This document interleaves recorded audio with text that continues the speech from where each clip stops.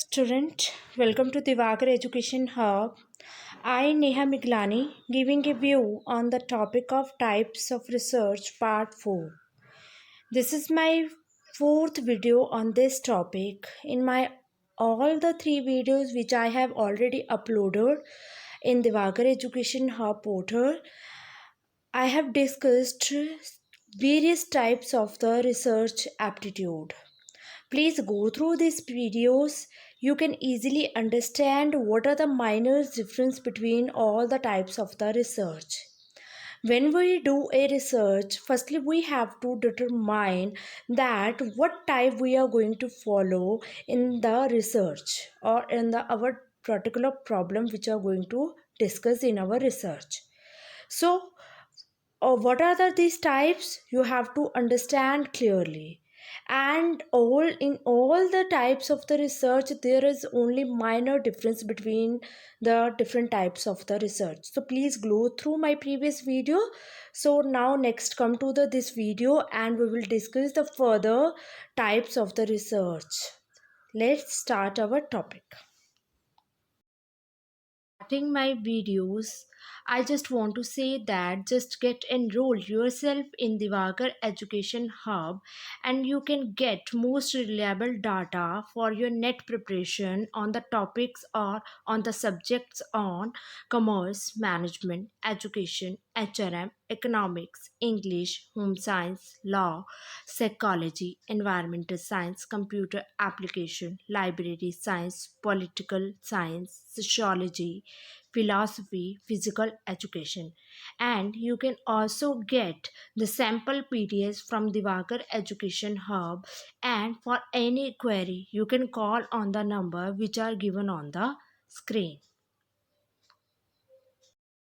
Videos part 1, part 2 and part 3, I have discussed about the applied research, basic research, correlation research, descriptive research, ethnographic research, experimental research and exploratory research. In my previous video, I have discussed about the explorative research and also defined some difference between the descriptive research and exploratory research. And I have also told you about that the explorative research is somewhat different with the descriptive research. When we are doing the research for the social studies, then we will use the concept of descriptive research or maybe use the concept of the exploratory research. Explorative research is somewhat different from the descriptive research, and I have given the detailed meaning and with the help of the examples what are the difference between these two types of research in my previous video. Please go through my previous video now, then come to this video and I will give you the meaning about this explorative research. So what is explorative research? As I have discussed that explorative research is that type of research when we are going to in depth of the study. जब हम in depth study जो हम study कर रहे हैं वो बिल्कुल deeply study कर रहे हैं, वाई का क्वेश्चन जब हम माइंड में आ जाता है कि why this thing has been happen to that situation, then we will go to the explorative research. Explorative research में एक इस तरीके की रिसर्च हो जाती है जब हम सजेशंस और कंक्लूजन्स देने की कोशिश करते हैं. डिस्क्रिप्टिव टाइप ऑफ रिसर्च में क्या होता है कि हम totally only the describe the situation, हम सिर्फ डिस्क्राइब करते हैं वो सिचुएशन है क्या है, ठीक है. और एक्सप्लोरेटिव रिसर्च में हम क्या करते हैं कि हम ये चीज़ डिस्कस करते हैं कि what are the reasons and why this thing has been happened. जब हम कारण जानने की कोशिश करते हैं then it is come to the explorative research. So what is exploratory research? Exploratory research is a type of the research conducted for a problem that has not been clearly defined. Explorative research उस situation में use की जाती है जब हमें situations जो problem हो रही है, ठीक है, उसका हमें क्लियरली पता ही नहीं है, क्लियरली डिफाइंड ही नहीं है वो problem. Explorative research have to determine the best research design. Obviously, when we draw some conclusions, when we going to draw some suggestions, then जब भी कोई रिसर्च कर रहे हैं तो वो क्लियरली डिफाइंड करती है, तो it is a best option as comparative to the descriptive research. Data collection methods and selections of the subjects. ये चीज़ें हमें इस चीज़ के लिए हेल्प करती हैं कि रिसर्च डिज़ाइन कैसा लेना है, कैसे हमने डाटा कलेक्ट करना है और ऑब्जेक्ट्स हमने कैसे सिलेक्ट करने हैं. So the result of the explorative research are not usually useful for decision making by themselves, but they can provide significant insight into a given situation. इस तरीके की जो रिसर्च होती है वो ज़्यादातर आपको डिसीजन मेकिंग तो देती है. ऑब्वियसली डिस्क्रिप्टिव में भी हम डिसीजन मेकिंग लेते हैं, बट इसके साथ हम ये देखते हैं कि हम एक सिचुएशन के इनसाइट अंदर घुसने की कोशिश करते हैं, वो सिचुएशन है क्या थी. ठीक है, तो इसके थ्रू हम जो हमारे एक्सप्लोरेटिव रिसर्च को आगे बढ़ाते हैं. Explorative research is not typically generalize to the population at a large. ये एक चीज़ इसका ये तो है कि हम जब डीप में जाने की कोशिश करते हैं तो एक्सप्लोरेटिव रिसर्च को लेते हैं, बट इसका ये एक ड्रॉबैक ये है, जब हमारा पॉपुलेशन का साइज लार्ज होता है तब एक्सप्लोरेटिव रिसर्च को लेके जाना it's not a good thing, क्योंकि वो बहुत सारी कॉम्प्लेक्सिटी क्रिएट कर सकता है उस टाइम पे. ठीक है, तो एरर आने के चांसेस बहुत ज़्यादा होते हैं उस टाइप की स्टडी में. So explorative research can be quite informal, relying on secondary research such as reviewing available literature or a data, or a qualitative approach such as informal discussion with consumer, employees, management, competitors, and more formal approaches through in-depth interview, focus group, projective method, case study, pilot study. Explorative research ज़्यादातर secondary data पे के ऊपर ही depend करती है. Obviously वो situation happen हो चुकी होती है, उसके ऊपर हमने जाके स्टडी करनी है. तो अगर ऐसी सिचुएशंस हो जाती हैं तब हम क्या करते हैं कि हम जो है ज़्यादातर जो भी सेकेंडरी स्टडी करने की कोशिश करते हैं, और इसमें हम ज़्यादातर जो डाटा कलेक्शन मेथड लेते हैं, लिटरेचर तो करते ही करते हैं, लिटरेचर रिव्यू तो आपका होता ही होता है, बट आप इनफॉर्मल डिस्कशन लाइक लोगों के informal discussions like question informal वे से, ज़रूरी नहीं है फॉर्मेलिटी के थ्रू हमने डिस्कशन करनी है, इनफॉर्मल वे से भी आप डिस्कशन लेके जा सकते हो कंज्यूमर के साथ, मैनेजमेंट के साथ, कॉम्पिटिटर्स के साथ, और एक फॉर्मल अप्रोच लेके चलते हो. लाइक इन डेप्थ इंटरव्यू भी होगा, फोकस ग्रुप भी होगा, प्रोजेक्टिव मेथड्स भी होंगे, केस स्टडीज़ और पायलट स्टडीज़, जो भी वेरियस मेथड्स यूज़ किए जाते हैं वो सारी स्टडीज़ आपकी होंगी. ठीक है, so it means that when we do the explorative research we will do both informal study also and both formal study also. ठीक है, और इसके साथ साथ एक चीज़ याद रखनी है, ये सेकेंडरी डाटा के साथ ही यूज़ की जाती है आपकी स्टडी, और जब आपका पॉपुलेशन साइज लार्ज होता है तब हम एक्सप्लोरेटिव रिसर्च को लेके नहीं जाते हैं. Now come to the next type of research, that is the grounded theory research. Grounded theory research मतलब एक ऐसी रिसर्च होती है जो कि एक पर्सन जो भी how the persons involve and handle them, ये इस तरीके की रिसर्च होती है कि जिसमें हम मतलब एक ग्राउंडेड मतलब कहते नहीं होते हैं ग्राउंड ज़ीरो रिपोर्ट की हम रिपोर्टिंग कर रहे हैं, जो न्यूज़ रिपोर्टर्स वगैरह, उसका मतलब क्या होता है, ग्राउंड ज़ीरो पे जाके वो रिपोर्टिंग करते हैं और वहाँ से सच्चाई लाने की कोशिश करते हैं. तो ग्राउंडेड थ्योरी रिसर्च भी वो भी इस तरीके की रिसर्च ही होती है. So grounded theory research is a research approach designed to discover what problem exists in a given social environment. कैसी प्रॉब्लम है वहाँ पे सोशल एनवायरनमेंट में, कैसी प्रॉब्लम एग्जिस्ट कर रही है उस टाइप ऑफ सोशल एनवायरनमेंट में, and how the persons involved, और कैसे पर्सन्स उसमें इन्वॉल्व हुए हैं और कैसे उस सिचुएशंस को हैंडल कर रहे हैं, किस तरीके से फॉर्मुलेशंस वो ले रहे हैं, कैसे उनकी टेस्टिंग की टेक्निक्स आ रही हैं, और कैसे वो रीफॉर्मुलेशन कर रहे हैं अंडर दिस थ्योरी डेवलप्ड. मतलब क्या है कहने का, जब हम एक ग्राउंड लेवल पे जब हम रिसर्च कंडक्ट करते हैं तब वो हमारी कौन सी रिसर्च कहलाती है, grounded theory research. It is also same somewhat part of the explorative research, but grounded theory research एक थोड़ी सी मेजर डिफरेंस आ जाता है. एक्सप्लोरेटिव रिसर्च सेकेंडरी डाटा के साथ होता है, वहाँ पे लाइव पॉपुलेशंस के साथ शायद आपकी कन्वर्सेशन हो कि नहीं हो, बट आप ग्राउंडेड थ्योरी में आप वहाँ पे ग्राउंड ज़ीरो में जाके वहाँ पे एग्जिस्टिंग पीपल्स के साथ आप उनके साथ करते हो, और आपकी जो कन्वर्सेशंस होती है, आप डाटा कलेक्शंस आप करते हो, और जो भी उनके ऊपर देखते हो टेस्ट करके कि भाई वहाँ पे कैसा रहा है कैसे नहीं. मतलब इसमें क्या कहने की बात होती है, एक्सप्लोरेटिव रिसर्च में आप उन पर्सनस के ऊपर टेस्ट नहीं करते हो जो इस सिचुएशन से अफेक्ट किए गए होते हैं. बट ग्राउंडेड थ्योरी रिसर्च में आप उन पर्सनस के ऊपर टेस्टिंग करते हो और उनको ऑब्जर्व करते हो वो कैसे फॉर्मुलेशंस करते हैं, कैसे उस सिचुएशन से बाहर निकलते हैं। ये इसलिए हमारी ग्राउंडेड थ्योरी रिसर्च होती है। So grounded theory research is a research method that operates almost in a reverse fashion. एक तरीके की ऐसी टाइप्स ऑफ रिसर्च होती है जो कि रिवर्स के अकॉर्डिंगली काम करती है। सिचुएशन हैपेंड है, हमने रिवर्स से जाना है, ठीक है। वो एक्सप्लोरेटिव में भी होता है, ग्राउंडेड में भी होता है, बट माइनर सा डिफरेंस इतना ही होता है कि उसमें हम लोगों के ऊपर टेस्टिंग करके चलते हैं, यहाँ पे लोगों के ऊपर टेस्टिंग नहीं करके चलते हैं। जितनी भी टाइप्स ऑफ रिसर्च है उसमें थोड़ा सा माइनर सा डिफरेंस आता है, ठीक है। हमने उन माइनर से डिफरेंस को ऑब्जर्व करना है और उसके थ्रू हमने अपने डिसाइड करनी है कि हमारी टाइप ऑफ स्टडी कौन सी होगी, ठीक है।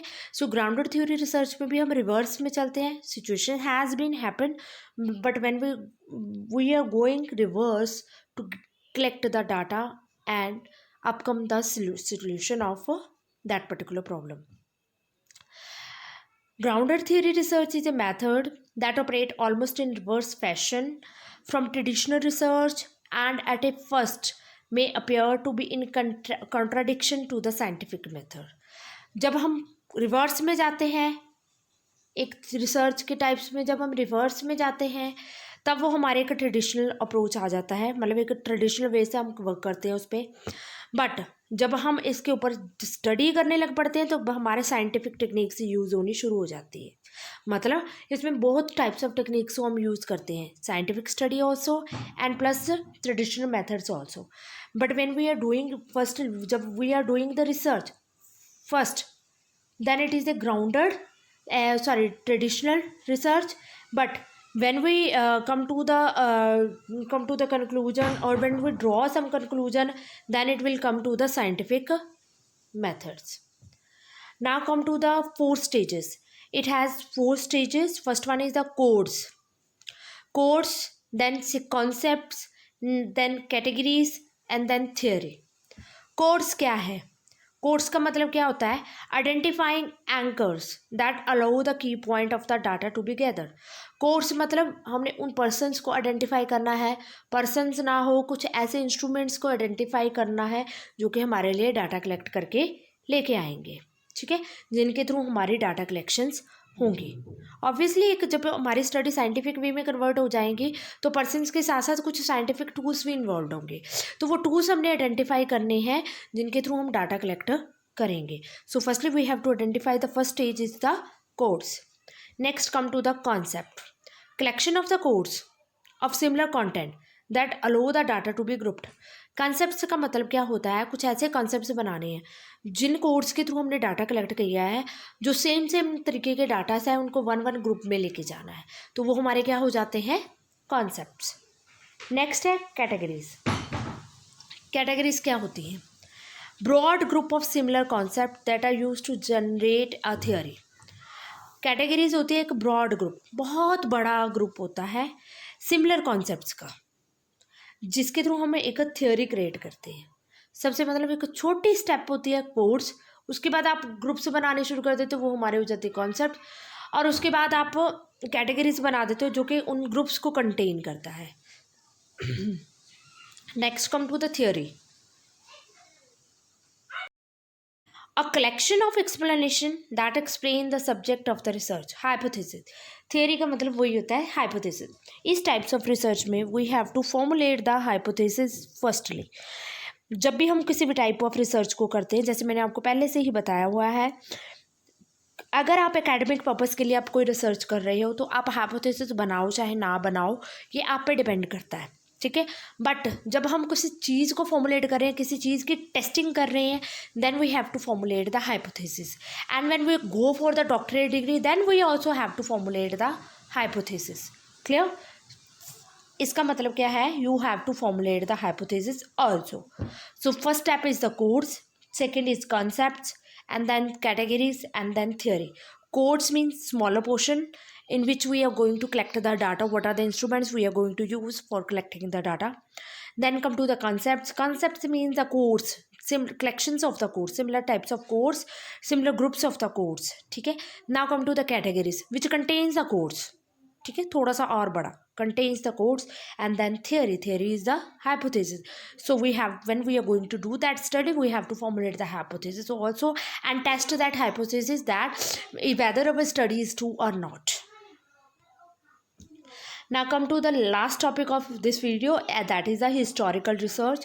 As the name suggests that historical research क्या होती है, जब हम किसी हिस्ट्री को लेके चलते हैं, उसके ऊपर जब हम कोई स्टडी करते हैं, तो वो जो इवेंट्स हम ले रहे हैं वो पहले से ही अकड़ हो चुके हैं, सिचुएशन पहले से ही हैपन हो चुकी है, तो इस तरीके की रिसर्च को हम क्या कहते हैं, historical research. Historical research is that research that involving analysis of the event that occurred in the remote or recent past. Historical research एक इस तरीके की रिसर्च होती है जो कि इवेंट्स हैपन्ड हो चुके हैं पास्ट में और उनके ऊपर हमने स्टडी करनी है. वो हमारी कौन सी रिसर्च होती है, historical research. So what are the application of that research? Historical research can show pattern that occurred in the past. जैसे मैंने पहले ही बताया, हिस्टोरिकल रिसर्च एक किस तरीके की रिसर्च होती है जो इस तरीके के पैटर्न्स को शो करती है जो कि पहले से ही हो चुके हैं. ठीक है, लाइक जैसे हमने रिसर्च करनी है कि पेंडेमिक, कोविड पेंडेमिक, जैसे कि हमने रिसर्च किया हुआ है, after 100 years pandemic has been happened, कि वर्ल्ड में जो पेंडेमिक आती रहती है हर 100 सालों के बाद, तो जो प्रीवियस के 100 ईयर्स से पहले जो हमारी पेंडेमिक आई थी वो किस तरीके की थी. जब हम इस तरीके की स्टडी को लेके चलते हैं तो वो that is a part of the historical research. So इसमें ऐसी स्टडीज़ को लिया जाता है जो कि पास्ट में हैपेंड हो चुकी हैं. ठीक है, so which can help us to see where we come from and what kind of solution we have used in the past. इस तरीके की स्टडी से हमें ये चीज़ पता चल जाती है कि हम कहाँ से आए हैं, किस सिचुएशन से हम उबर के अब आगे बढ़े हैं और वहाँ से हमने क्या सोल्यूशंस लिए हुए थे और आगे किस तरीके से काम करना है. So understanding this can add perspective on how we examine current events and educational practices. इस तरीके की जो सिचुएशंस होती हैं ये पर्सपेक्टिव शो करती है कि एग्जामिन कैसा है, कि करंट इवेंट्स कैसे चलेंगे और एजुकेशनल प्रैक्टिसेस कैसे कैसे आगे बढ़ रही है ताकि और भी ज़्यादा ग्रोथ हो रही है. So that are the application. Now come to the steps which are involved in the concept of the historical research. So what are the steps? There are basically 5 steps. First one is identification of the research topic. वो तो आपका जब भी किसी भी research को आपने conduct करना है तो आपका ये प्री मोस्ट स्टेप होगा. तो firstly you have to identify the particular problem which you are going to study. ठीक है, सो इसमें भी ये स्टेप है. Firstly you have to identify the research topic, then formulation of the research problems और questions. अब आपने formulate करनी है कि आपका रिसर्च प्रॉब्लम क्या रहेगा और उसके रिगार्डिंग आपके क्या क्या क्वेश्चंस आपने माइंड में है और उनको सॉल्व करना है. So firstly you have to identify the problem, then formulate that problem. बहुत सारी प्रॉब्लम्स आ सकती है माइंड में, वहाँ से कौन सी प्रॉब्लम आप लेके चल रहे हो और उनके कैसे कैसे आपने क्वेश्चंस को सॉल्व करना है, उस चीज़ की स्टडी आपने पहले फर्स्ट स्टेप आ जाता है आपका. Now come to the second step, literature review और डाटा कलेक्शन. या आप लिटरेचर रिव्यू कर लो. लिटरेचर रिव्यू तो ज़रूरी होता ही होता है किसी भी टाइप्स ऑफ रिसर्च में, क्योंकि लिटरेचर रिव्यू के थ्रू हमें ये चीज़ पता चल जाती है कि आगे हमने क्या फर्दर स्टडी करनी है.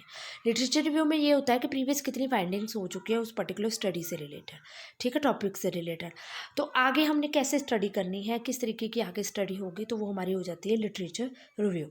उसके बाद हमारा नेक्स्ट स्टेप आ जाता है कि डाटा कलेक्शन. हमारे कौन से डाटा कलेक्शंस हमने यूज़ करने हैं. ठीक है, for now come to the next evaluation of the material. Obviously when we have collecting the data, जब हमारा डाटा कलेक्ट हो जाता है तो उसके बाद हमने उन डाटा को evaluate करना है, evaluation करनी है. then डाटा सिंथेसिस, जो भी डाटा है उनको सिंथेसिस करना है, मतलब उनको एक पर्टिकुलर फॉर्मेट में लेके आना है, सिंथेटिक करना है, उनको एक पर्टिकुलर वे से प्रेजेंट करने की कोशिश करनी है, तो वो हमारा डाटा सिंथेसिस हो जाता है. Then last step sorry is your report preparation. Now come to the last step is that your report preparation. You have to prepare the report and narrative exposition. ठीक है, सो ये जो हमने हिस्टोरिकल रिसर्च में steps discuss किए हैं, basically यही steps आपके जो होते हैं रिसर्च के लिए होते हैं, जब आप किसी भी टाइप्स ऑफ रिसर्च के लिए लेकर चलते हो. ठीक है, तो यही आपने स्टेप्स आगे फॉलो करने हैं. बस इसमें माइनर सा डिफरेंस यही है कि आपने प्रीवियस इवेंट कौन सा लेना है उसको आपने क्या स्टडी करना है और उसके रिलेटेड आपके क्या क्वेश्चन होंगे वो आपके माइंड में पहले डिस्कस होने चाहिए. ठीक है, so that are the types of the research which we have discuss today. First one is the explorative, and then grounded theory research, and then the historical research. And I hope you will all understand what are the minor difference between all these types of research. Okay, so thank you so much.